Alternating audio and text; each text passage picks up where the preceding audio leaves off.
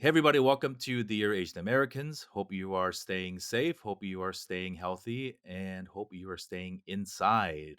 We are recording this in the earlier part of April. Not sure when you are listening to this, but if you are listening to this closer to the upload date, please stay home. We're going to get through this together.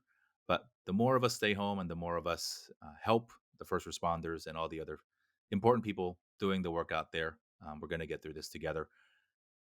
As you know, we have been speaking to many people in our community who are making the best of the challenging situations that we are collectively going through, but also taking this time to speak to more friends, more community leaders, more awesome Asian Americans who are doing things that, at least for when I was growing up, I didn't think that we could, that we needed some sort of permission to go off the menu and to do things that were not, you know, higher education or doctor, lawyer, engineer oriented. So I'm super excited to talk to our guest today, Monica Kang, who is a CEO of Innovators Box. And Innovators Box is a creative leadership firm helping organizations and teams rethink leadership and culture in a creative way.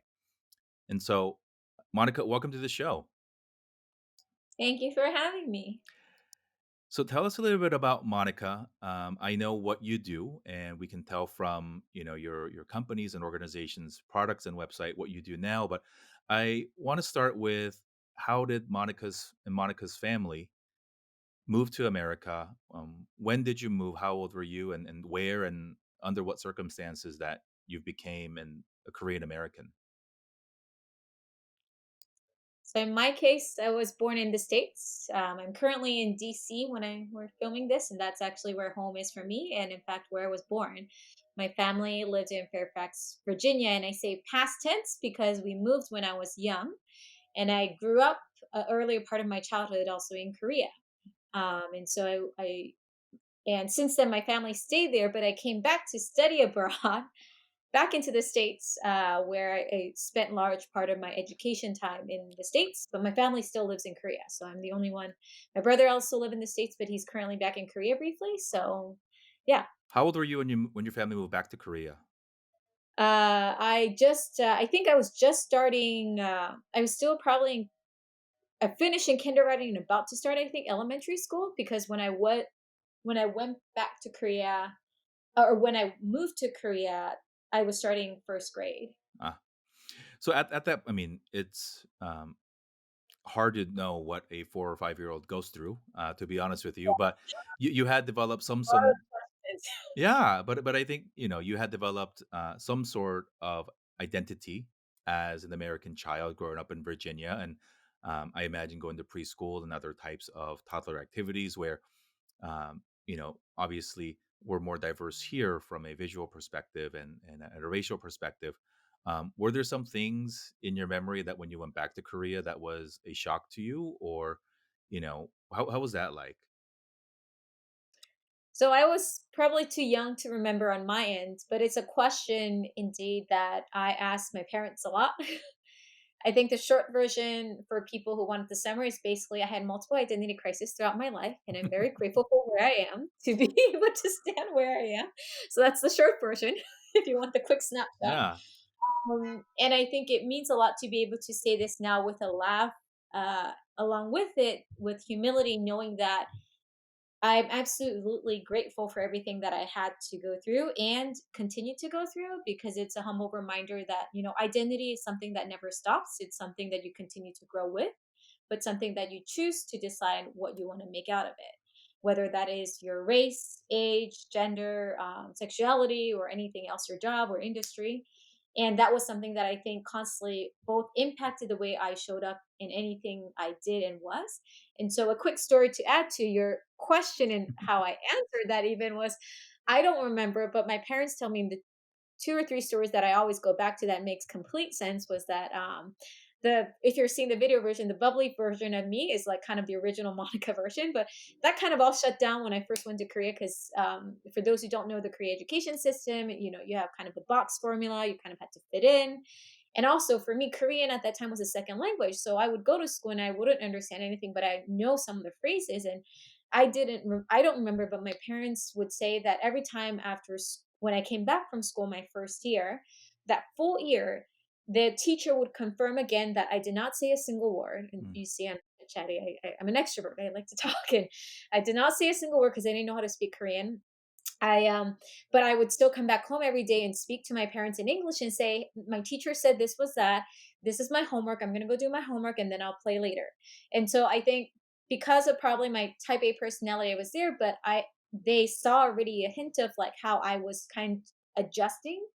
And one way that I visually tell myself to others when I try to explain myself how I was growing elementary, middle school in Korea, and then had to readapt to what my American identity was in high school, plus, and then back and forth that multiple identity crisis, was I felt like I had to learn what it was like in as an individual in different colors. Right. So I think the original part of who we are when we're probably born without any barriers of thinking what gender or age or race or anything of that, we're often the original color of who we are, going into true colors. But then when I went into that education system and was forced to think about what does being Korean mean? What does it mean when you're like the foreigner? I had to like think like, oh, maybe this is not appropriate, or maybe I shouldn't do that. So I start editing myself out, and it wasn't until when I came back that I had to rediscover and have the courage to tap into it. And now, in hindsight, it I think permits me to be in a more humble state to relate to all of those lens. So that's kind of the umbrella. I find fascinating our friends who are, children or immigrants ourselves here in the States, particularly relevant now as a lot of negativity is thrown our way just because of the way we look, even though we are all American here. And then going back home, and I'll put that in big, big air quotes, because even when we go back, we're still treated as other. And some people just know that you're not from, yes, I'm from there. I was born in Korea, but even when I go back, they go, "Oh, you're from America, right?" And I was like, "Well, how the hell did you guys know?" Um, Because you're yeah, it's my language, it's the way I dress, it's my hair, however it is. So I find that balance of feeling of belongingness fascinating, because in some ways we have two homes, in other ways we have no home, and we have to choose. And for people like you and my other friends who have this, duality of having lived as a two-time immigrant, or however you want to describe it, to choose to give yourself the best chance of success or happiness and pick one country, because neither is perfect, but neither is, but so both are good options. And so I find that really fascinating. um, Talk to me more about your decision to come back to study in the States as an adolescent through high school, other than, what was it, the parental pressure of you have to go study abroad to be a success, and also give us some commentary on what you chose to study in college there. Yeah. So I feel grateful for my parents. I'll do a shout out to my family. I am very close with them, and I know, regardless of race or any background, that's something that I think we can always have. We sometimes take it for granted, and I think I was reminded of that when I came to high school. Because actually, even choosing high school or even deciding or not to come back to the states, I now that I know more family and friends who are like have kids that age when I was 15, when I had to first make that trip, making that decision of would I ever want to send my kids to another country, and them saying, "Oh, absolutely not," because I would be scared out to send my kid out in the world. And for them to have that courage to permit me to say, well, dear, like, these are the options you can choose. Do you want to work hard and like apply to like an international school in Korea? Do you want to just go to a public school? Do you want to like go abroad or back to the States? But then you have to work on this, you have to improve on that. And like, it was never, and even till now, it's, of course, they're always worried of like, we want to make sure you're safe and honestly, Asian parenting that's naturally there. But it I really appreciate that because now I think so much more of how much courage they really have to take. And I don't remember, but my father always say later, like, yeah, mom was crying every time because like back home when they're not able to see. In fact, then intern like conference calls and Right. all this was a lot harder. And so that permitted me, I think, going back to your next question of what type of thing I chose to study, I felt more liberal and open to choose something that I was genuinely interested in. In my head, and still am, suck at numbers and science and math. So I don't know how I made it, but that there you go. And so the thing that I found that something that I still cared was international affairs, because it was like all these different people from different background figuring out how to work together. I'm like, ooh, that seems like a problem that I wouldn't mind spending more time, because I was already feeling like in high school getting used to like being that bridge builder between like this is what Asian culture means, this is what American culture means. We can appreciate both. And going back to even your analogy of like even among friends who feel like they have to choose between the two, I think really what helped me now to embrace my identity and grow into that fuller version is actually learning how to love both and make space for both under that umbrella of who I am as a person. And so as a result of that, I we looked at schools. We happened to find a school that I got in as well. I can't just like it; they have to let me in. So I got into one of the schools that I liked, which happened to be in McLean, Virginia. So I kind of coincidentally, and so Mm. they felt safe knowing that we already know the DMV area, having spent time there. But it was scary knowing that that's 2002. I'm probably giving away my age a little bit for the listeners, but since then, I pretty much learned how to live alone, because I had to be away from my family because my family still stayed in Korea. And so, knowing that I was interested in that and I didn't do well in math and science, I'm like, let me choose political science as my career track, and politics and international affairs. And that's kind of what led me to the UN, Congress, think tank world, like all of that government work until where I am now in DC. I'm gonna go back to the 10-second version of probably many, many years of your early career, and because I'm fascinated by, very curious about your decision to go into the world of government, NPOs and NGOs, and all the things that create policy and create discussions. How did your duality of growing up here and in Korea give you different and unique and even more relevant perspectives to speak your mind and to make sure that the perspectives were fair and balanced and representative of the constituents that you were tasked with representing? So one story I would like to share that I think might highlight, and I still remember up until this day. This was in high school. We had at our school we had a special program where we got to do internship at Capitol Hill, which was pretty cool. But as a high schooler, what you would really do is folding letters, sending them out. And for some reason, I was just really fascinated by how the entire policy worked. And what incident that I never forgot, to your question of how I first got to really got more curious about is this something that would be for me, was that because the representative that I served for, he was a congressman, and the representative was also in charge of Asia political affairs, which was actually one of the reasons why I chose him, because like, oh, there might be a chance if there's any Asian politics or politicians, they might need to visit his office, and that ended up being the case. And coincidentally, the day I was working, there was a Korean politician who was in the office, and I completely forgot even the whole context, but what I never forgot was that during the conversation, while there was simultaneous interpretation happening, I just remember that the phrase that was said in Korean, yes, the contextual translation interpretation was correct, but the nuance was completely skipped over. And I saw my representative frowning for some whatever reason. I'm like, ooh, that looks like a miscommunication. Like, but where am I? I'm just a lowly intern and like like a high schooler. But for some reason, once they left, and that was Grace. I appreciate their grace for me even sitting in that meeting. And so I took the courage and said, "Sir, like I don't know if it's out of place, but may I just share?" And I kind of basically broke it down. I'm like, I don't know if you might have heard this phrase in that way, but I think just culturally, just so you know, the reason why when we say this, that often might mean this. And he was like, "Oh, okay, that now makes Yeah. sense."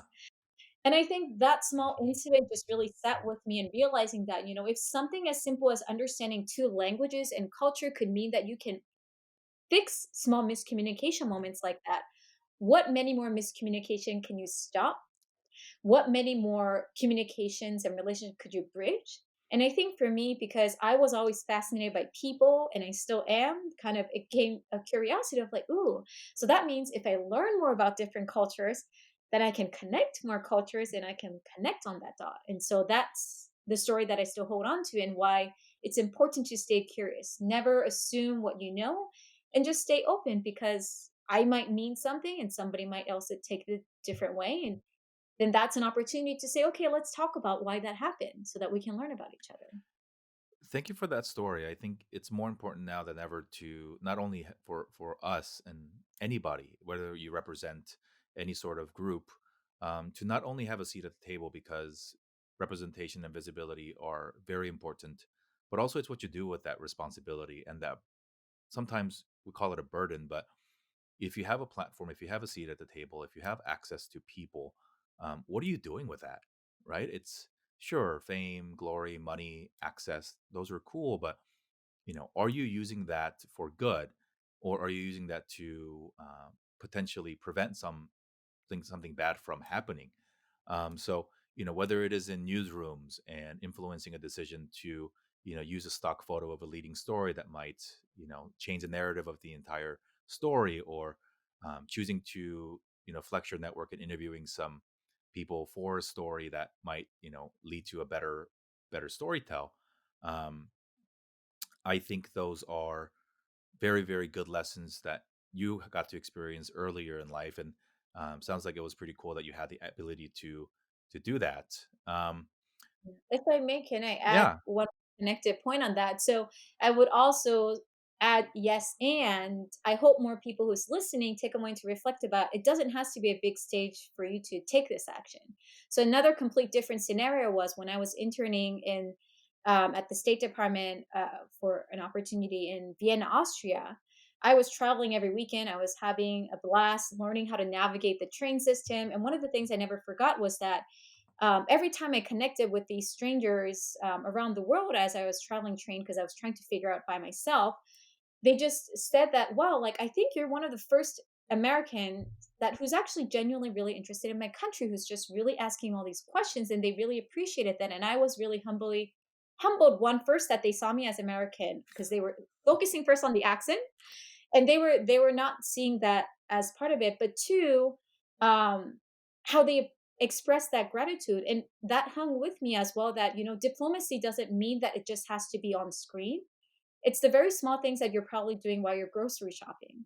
It's the very small thing that in the way that you're probably communicating even to our children, or even as a teacher, or even as somebody who's like opening the door for another person. And I think that's every opportunity that we leave an impression, but also create a memory in how we communicate. And those specific people told me up front, and like, I'm going to think about America now differently because of you. And I really, really was heart stricken, and it really left me an impression as well. it's funny. I had a similar moment when I visited Europe, and it in that moment it's like, oh my god, I'm more American abroad than I am at home sometimes, right? Because the context is some people view America as, as one thing. So when you're here, people treat you differently. And again, whether I'm in Korea or in a different place, it's always fascinating when people know that beyond what I look like, people just know from whatever it is, body language, demeanor, language, accents, or even just clothing, that you're American and not, from Asia. So I think that's fascinating. But you're right. You don't need to have a fancy job title. You don't need to be in, the highest high rise conference rooms with access to household names to make an impact, right? And I think it's more so the ability to recognize that you have the opportunity to say the right things, even in a one-on-one conversation, even in a Facebook comment thread, to remind people that maybe that's not the right way to do things or to view things. And it takes every single person for us to create this massive movement for positivity and for inclusivity. Um, so you grew up both here and in the state or in Korea, came back, got your education, spent your first part of your career in the world of diplomacy and a number of different hats. What was the spark point, or what led to you wanting to pivot and go deep into the world of being a speaker, being a expert on leadership and culture, and eventually taking all that energy to start something that you can call your own in Innovators Box? It was because I got depressed at a job I loved. Well, you can't stop. You gotta follow up with a story there. Sorry, it was too good of a pause right there to No, that end. I think it's look, I think True. what you just shared is something that many people go through. And so, if you are able to share with us what you meant by that, and what was the the thing that nudged you to do something about it.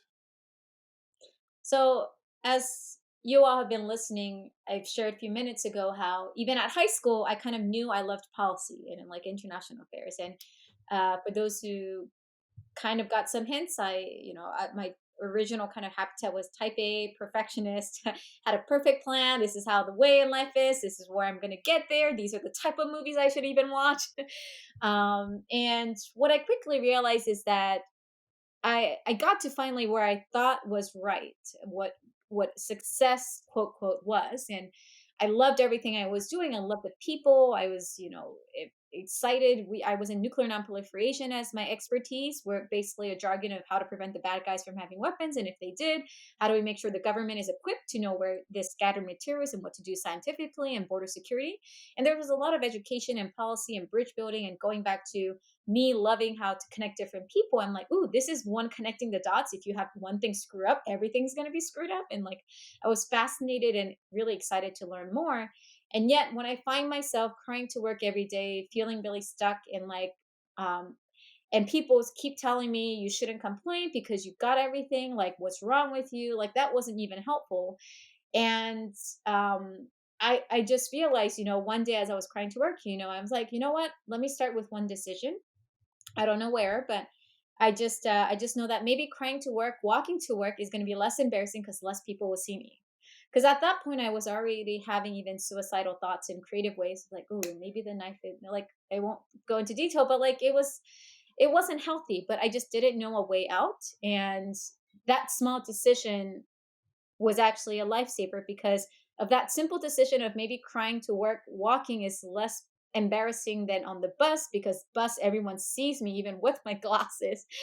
When I walk, people can't see me as fast.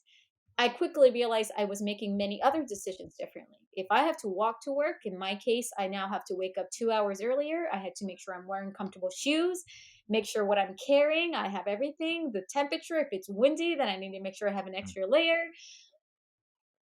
And what I realized is that because needed to make all those decisions, I didn't have time to make thoughts about the other things. mm, And over time, with that small decision, whether it was adding up to like, oh, you know what? I've been starting to walk and like, I just realized that store is always closed. I wonder why. Why is that store always closed? And then realizing that, oh, you know what?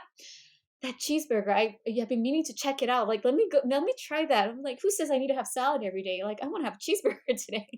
And all those small decisions start ticking into my curiosity, creativity, being curious. Like, if you're seeing me on video, like all the paintings right behind, those are some of the paintings I started doing because I was like, let me just do something that is non-career related, just for my self pleasure. And when in hindsight, people ask, whatever you're doing, we thought you were happy, but you seem happier. You already worked a lot. You're working more and you seem happier. We can't figure out what's going on. We promoted you and you're still doing more. And I'm like, I don't know. And so it was really in hindsight that I realized as I was breaking my thoughts down in decisions that because of those one or two decisions, I kept making more decisions around wanting to read more books, wanting to learn how mm, I can stay positive, staying more curious. Like if that store was closed, I started researching, is there a historical reason why? And getting to all these different rabbit holes that gave me no time to now focus on my negative thoughts. mm, And so when I realized that secret, I got me curious now in another way of like, ooh, so if this is this powerful for me, maybe I can join a company who can like help that because I'm thriving from this. But I found in the market that it really lacks the type of solution that I thought was needed, which was one, what I found to be most powerful is not just understanding that creativity is not just arts, but it's really in the mindset. But it was really hard to debunk that if in society we only see creativity traditionally in arts or in forms of coming often from psychologists, researchers, and therapists, which is great. But if creativity is really for everyone, as science says, it should be taught and be available in every different language. And I found that to be lacking. mm, And then at the same time, I was tired of showing up to places where it's like the creative gathering and I'm the nuclear kid. I'm like, why can't I just be the Monica kid? Like, why do I have to attach that Right. keyword to be affiliate? And all those got me realizing that what if I can help create that community space so that when they show up, they are creative as who they are. They're Jerry, the person as Jerry, not like Jerry, the something. Right. They can learn those tactical and practical lifelong skills of how they can be creative at work and in their personal lives, and just really live a lens of more color instead of black and white, whether that's stemming from anxiety and stress or from just wanting to enrich their lives. So that's kind of now the journey I took and where I am now. Talk to me more about the crying to work thing, because not to belabor on a very emotional and touchy part of your life, but how much of that was the result of what you thought you should be doing and our culture's obsession with achievements and doing the right thing, and if you quit it's all your fault, and we don't necessarily think about the environment and the circumstances that led to somebody's misery, but we oftentimes unfortunately get very pressured into continuing to do something because the company's logo is something that our parents know, or it's worthy, or cool work. um, with all the hindsight and perspective that you have now, and you being in a much happier space, what do you wish you had known back then about all that, and choosing yourself over something else? It goes back to your first question actually on identity. And that's why I think for me, when somebody asks, like, how do I feel about whether being more Korean or more American? I'm like, I want to dwell on what it means to be Monica of both identities. Because that's the same with how I think we feel stuck in the workplace. Um, Again, I feel fortunate that my parents weren't as pushy on this. They just wanted to make sure that I was sane and happy. But it probably was the pressure more that I was putting on myself. Like, I worked this hard and this is all I get. Like, what in the world did I sign up for? Like, that's not what I was expecting. And I had to learn how to forgive myself and really think about, why am I even doing this work? Is it for others or is it because of my joy? And I realized a large part of this decision was so focused on, like, this was the right thing because what I've been both told to do, but also because the box of this is what the resume was supposed to look like. I had to fit in that box. And I Yes. realized over time that I had to, like, get rid of, okay, well, this part of Monica doesn't seem to make sense. So I'm going to forget that. Or this part of Monica is not appreciated, so I have to ignore that. Like, over time I kept fitting myself into this box and realized no wonder I was uncomfortable, because I was only permitted to be a small part of who I am. Yeah. But when I learned to bring that fuller version, that's when I realized, oh, so fuller version of Monica means that I can still love being in nuclear and do this and that and all of that. And that's where I learned how to re-love my job, fell in love with it, thrived and did even more. And people were getting confused why I was thriving. And I'm like, I don't know, but I'm just loving life now and wanting to figure out, how do I help more people? Because I know at least we made some progress, but more than 87% of the employees and the individuals in the world are feeling stuck in a lack of creative outlet. And if whatever effort has been done out there, if that's still the stat, and as a person who's not good with math still see that stat, that calls the majority, I think we have room to try something different, to make space to find those different true colors for people. 87%, as you just mentioned, is 7 out of 8, most of the people in the universe. That's the answer, right? Yeah, yeah, and look, it's not, and there's not, there's not much more room to go any higher on that scale to make it even a more alarming case, but, knowing what you know about your own experience and the Asian American context of cultural expectations, do you think that's higher within our community? Is it something that we feel more, that we suppress more of because of what we think we should be doing? You want the long answer or the short answer? Both. uh, Probably yes. Yes, because I'll share in regards to Korean American as an example. I think we get to dwell on two cultures that thrive on being fast, 빨리. Everything has to be 빨리. You want to get to productivity. Right? You talk about culture and leadership and creativity, and the number one thing that corporations still want to hear is productivity and effectiveness. I think hopefully COVID is teaching us a new lesson of, if that's the only aim for creativity, that there might be a reason why it's not showing the full impact because that's only one lens of creativity. And so I say that, but I start with the phrase maybe because I wouldn't say that can remain to be the barrier.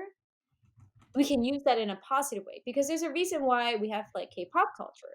There's a Hmm. reason why we have companies like Samsung and like Lotte and all these. Like I still love snacking on all the Korean snacks so much more, as well as all the American snacks as a snack monster. And I shared that into thinking about, whether it's that question that we're sitting on or any other questions that we feel of how do we make sense of this? I think it's really important for us to start with breaking things down into segments that is digestible, which is I call it into what are the knowns and what are the unknowns, because there's also a lot of unknown, but we start with at least those two. So the knowns is that okay, Korean culture is like fast productivity appreciated. American culture also has that fast productivity appreciated, but I also know that creativity and like me needing to be my full potential and like me not being stuck or depressed is important. The unknown is what can I do and how do I dwell on both of that and balance that out and not let that environment define me when I know I can be so much more. When we pause on that for a little bit more, then it opens up the door of like, okay, because that is an unknown, can I explore that a little bit more and see what is the known? Maybe the known that you realize is that, oh, so now that I realize the reason why I felt a little bit more stuck and feel pressure to fit in that culture is because I define success a certain way. So now that's in the known category, could we now open up that in a different way? Okay, so then what would success look differently if we opened up the door? Well, maybe success means that I'm healthier. Maybe success means that I'm actually living well as a family member, whether you're a parent or individual, or you have a partner or a family, and doing well at work. Maybe that's your success, and then it becomes a very different decision making point. And so I answer your question in this way because I think what's really important is yes, all of that could feel like there's a lot of things that is out there that is pushing us to be in a box. But I hope you realize is that if there's always a choice we can make, and that was one of the powerful thing about understanding my creative mindset is in an essence, it's actually learning how your brain works. Hmm. And part of that is learning how to segment the known and the unknown, what you can control, what you can't control. You can't control what society unfortunately is saying things or how they're sharing things, but you can control how you respond, how you process, and what you do with that information. You can decide how you respond to somebody who makes you upset. You can decide how to process that upsetting event where you were like, that just does not sit well with me. I don't know what to do with it, and how you process that. Um, and I think those small decisions over time is where the triangle changes, creates that triangle of a different path, literally the road less traveled as a result of that. But with courage at a time. And I hope that helps in finding the courage because I'm not going to change Korean culture or American culture, but I can learn which part I like and thrive to find which part of that is the part that helps me who I am, that I'm grateful. I'm grateful that I appreciate fast because I'm still considered fast for a lot of things compared to some of my other American friends, and I'm slow compared to my Korean friends, but I can appreciate both. I think having lived in both places and having the duality of understanding of cultures obviously has material benefit in active decision making, but I think it also has so much more benefit in just the sub or even unconscious thought processes that we go through. Um, Having gotten to know about you and the work that you do brings me personally brought me and continues to bring me just an immense amount of relief and joy and pride and excitement because in the space in which you operate in the world of leadership, thought leadership, about leadership itself, speaking and culture, we don't really see a lot of people like me and you, and we don't really see a lot of people that really represent the amazing diversity and the richness of culture that exists not only in America but across the world. And we can have a different discussion about sort of the institutional things that allow for a minority of voices to still dominate what is leadership, what is good, and what should be, particularly in corporate leadership. But um, Share with us a little bit on what you've learned in the last few years hosting workshops, speaking to stages, and we talked about this before we started the interview, but just it might be the only time, or I guess many times, where you are the only person on a stage in a room that looks like you, and and how does that excite you and motivate you, or give you a new perspective on to do what you do today? Thank you for asking that. And it's certainly a question that I think all of us, I think, regardless of race, age, or gender or background, should think about because how we show up matters and why we choose to show up matters. I think that intention plays a key role. So, one thing that I didn't share at the beginning as part of the story is that the reason the part that you're asking me is part of also actually the reason why I chose nuclear nonproliferation out of all the type of direction I could chose even in policy. Because they found that human rights, energy, sustainability, and all these other things that were like really cool.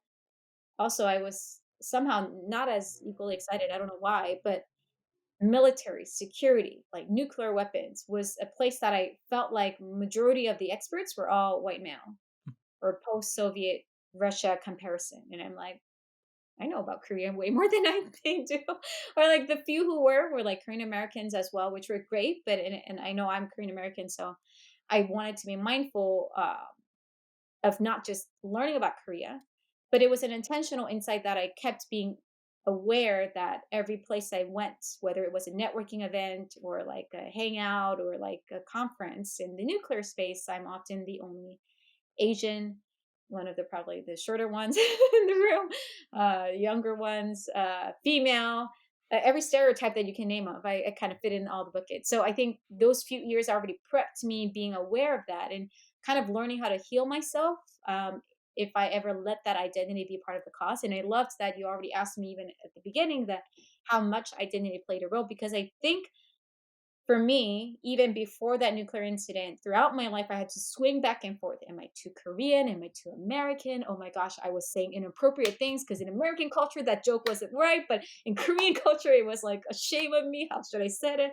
Vice versa. I was too polite this time because I continually dwell on that as I noticed myself more in spaces like nuclear innovation and speaking that I was often the only Asian or the only millennial or the only female, I became more aware to really focus on like I need to be comfortable of who I am as Monica as a person Mhm.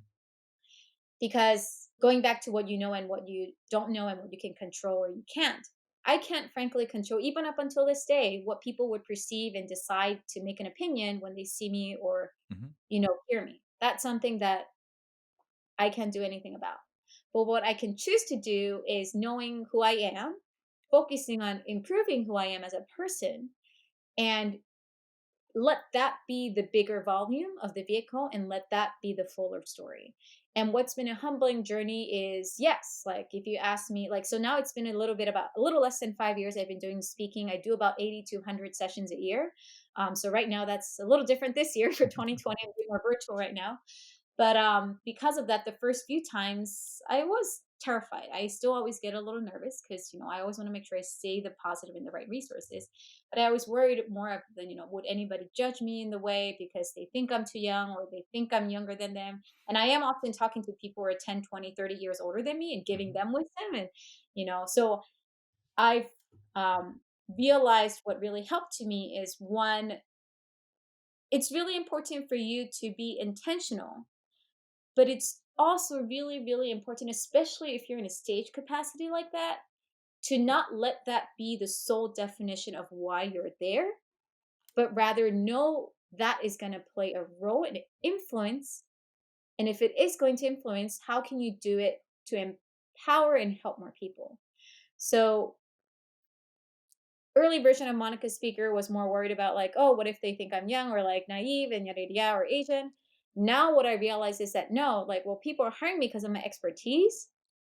And coincidentally, because I happen to be a female, because I happen to be Asian, because I happen to be a millennial, they can see related points because of that. And it's been really humbling when, after I finish a speech, I always have one or two people who share this with me.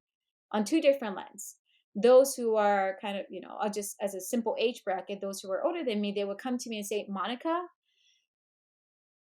I feel embarrassed to admit this, but I will say this because you seem like a nice person. You can take this. Is that I admit that I judged you when you first stood on stage because I'm like, checkbox, Hmm. I'm looking at the physical demographic. I'm like, like, what am I going to learn from this person?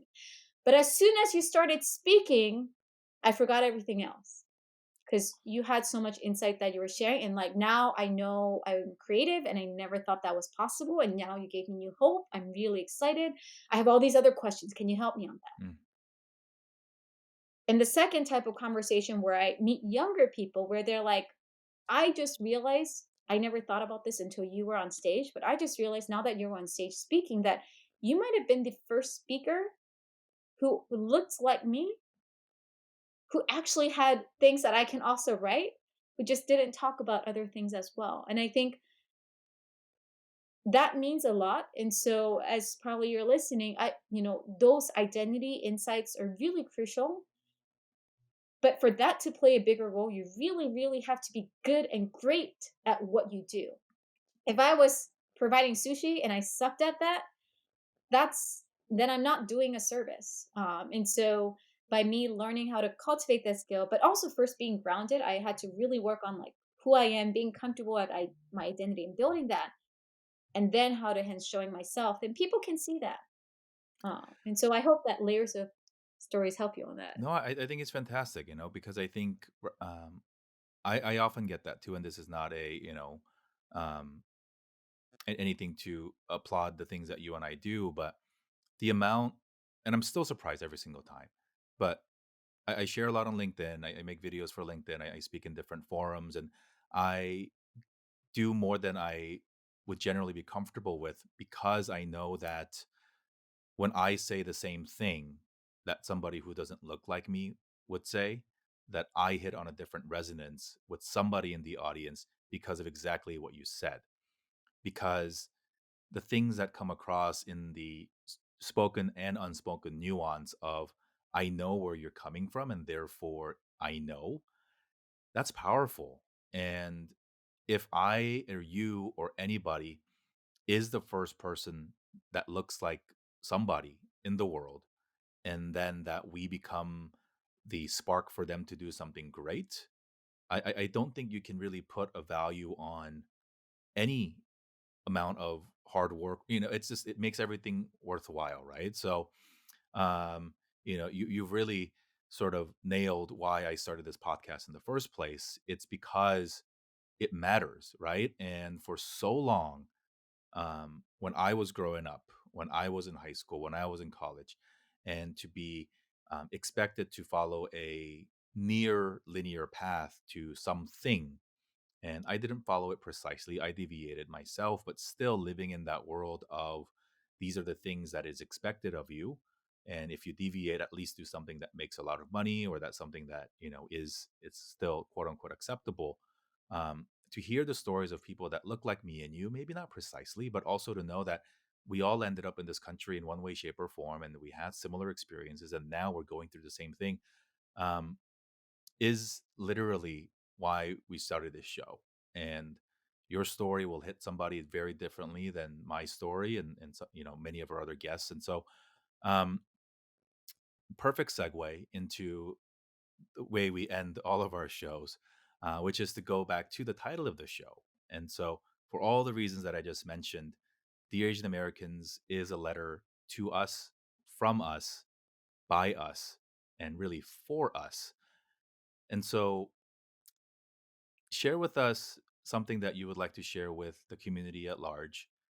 Maybe it's directed to a younger version of Monica as she's going to high school, or what experiences that you want to speak to, or somebody out there that potentially it's one of our children listening to this years from now. So I will start the letter, and if you could help us finish out the show. Dear Asian Americans. It's okay how you feel. How you feel is part of who you become because of the experience and the lens you will gain in your life. And that is the essence of what will make the way you live and how you inspire others in a different way. And so stay curious, stay open, and it's okay at times if that means you have to cry. And it's okay at times if you want to celebrate and brag. But the key is that just know that it is all part of the journey. And you can always choose what you make as part of your ingredient for the final meals that you have. And don't try to do this alone. There's a reason why we are social beings as human beings. So bring the allies of tribes of amazing people with you. And if you don't have them right now, it's okay as well, because you can go find them. Find them, reach out to both either of us or anyone else. I just let Jerry do it, either of us or anyone else in the world, and build your tribe. And we need more people who are staying curious, have the courage to try something different, because we need a more colorful world. And your color will shine somebody else to find that new hope. Thank you, Monica. Share with the audience where they can learn more about you, Innovators Box, brag about your book. Tell us how we can learn not more about you, but also learn more from you. Absolutely. Would love to hear from all of you. So please send a note and message that where you found it so that I know to properly credit where from the Jerry's conversation. I'm on most of the social media platforms as well as our company. So LinkedIn, Facebook, Instagram, Twitter. If you look at my name, Monica H. Kang, or a Kang, or Innovators Box with an S. For those who like to read through learning, check out my book, Rethink Creativity. I try to break this down as easily and digestible and fun. You'll see a lot of fun tips and insight you can use in the professional space. And most importantly, if you're a video watcher, I've started a handful of new video series, both where I interview other people and how they stay creative in different ways, whether it's communication or how they work with different communities, and also story collections to stay positive minded. Because another thing about creative mindset is you become what you consume. So if you don't know where to start, you have to consume a lot of different creative content that inspires you to be curious, creative, and wondering what else you can do. Thank you, Monica. I really enjoyed our conversation. I think it is inspiring. It is something that really brings me a tremendous amount of joy as somebody who is doing my part to try to share out as many amazing and awesome stories of people that look like us, that can really inspire, and to do things that as early as 20 years ago, that we didn't think that was possible for people who look like me and you to sit on stages, to have platforms, and to talk about creativity. That's something that wasn't allowed. To talk about being proud and being, really proud and happy about our immigration journeys and not being ashamed of who we are and where we come from. Because, as you mentioned, at the end of the day, if you want to be a happy person and shine in your true color, you have to know you. You have to know yourself. And that really begins with where you come from. And because we live in a duality of culture and duality of identity, yes, it is equally important to ask your parents and grandparents of who your family was and what you guys were proud of back home in our native countries, but also what was that point of you becoming the slash American that so many of us now identify as. So um, great thoughts, great advice. I really, really look forward to all this craziness in the world being behind us, Monica. Looking forward to seeing you on a stage in the near future. And in the meantime, please, please, please check out Monica. She provides a lot of positive and thoughtful content out there. And grab her book, read her stuff. I think it's so amazing. If you're listening to the podcast, she's holding up the book to the camera. It's Rethink Creativity. And so, Monica, thank you again for making time. It's been fun. You mentioned on a we did a video earlier for your show, and you asked when was the last time you laughed. I think this is a good memory of that will stay in my mind forever, of when did I feel really uplifted. So thank you for providing that for me, and I'm sure for many people that are listening. Be well, stay safe, and to brighter days ahead. Monica, thank you again for joining us. Thank you, Jerry, for doing this.